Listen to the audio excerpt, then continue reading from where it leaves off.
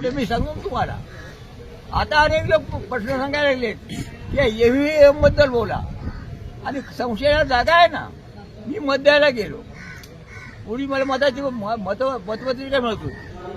आता तुम्ही आज जा आणि हे यादीत बटन दाबा आणि तिकडे आवाज आला की चला बाहेर निघून. आता या सगळ्या प्रक्रियेमध्ये संशयाला जागा आहे.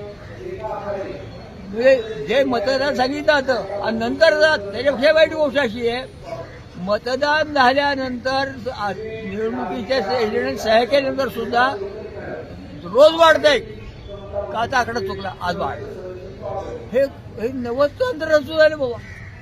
हो शेकडा 100 वर्षी बरोबर आहे, पण हे सारखे रोज रोज वाढवायचं हा नाही प्रकारचा.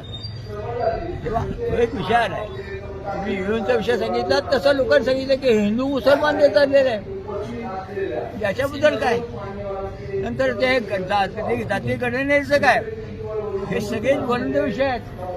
मी म्हटलं तुम्ही या ना, इथं मांडा ना.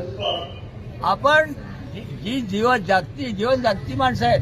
हे बघ मी लोकांना नमस्कार म्हणत नाही, यावार म्हणतो मी, ते म्हणतात राम राम, मी म्हणतो जिंदाबाद. तुम्हाला मला सांगायचं, तुम्ही माझी मुलाखत घेतात पण तुमच्याबद्दल माझी तक्रार आहे. आणि तुमचं तोंड पंतप्रधानांनी त्याने आवाज तुमच्याशी बोलायचंच नाही, वृत्तपत्रांच्या लोकांच्या बरोबर बोलायचं नाही, ते सांगतील देशापा. तुम्ही त्या ह्या मुस्कटदाबीबद्दल तुम्ही मंडळींनी बोलायला पाहिजे. आज मला लोकांना तुम्ही बोला, मी बोलतो, पण तुम्ही किंवा समाजातल्या जागरूक वर्गाने जागं व्हावं, गप्प बसू नये. एकटा माणूस असेल तर त्याने आवाज करेल. लोकशाहीचा विजय केव्हा? एकटा माणूस असेल तर त्याने आवाज करायचा अधिकार आहे.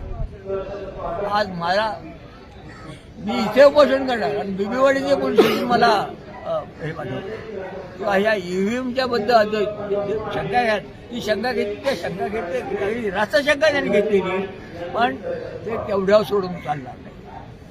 तुम्ही म्हणाल तुम्ही त्याच्यावर बोला, मी सगळेच विषय घेऊ शकत नाही. माझ्याजवळ रोजच्या लोकांचे जीवनाच्या गोष्टी आहेत, महागाई आहेत, बेकारी सगळ्या असू देत, थोडं बोला.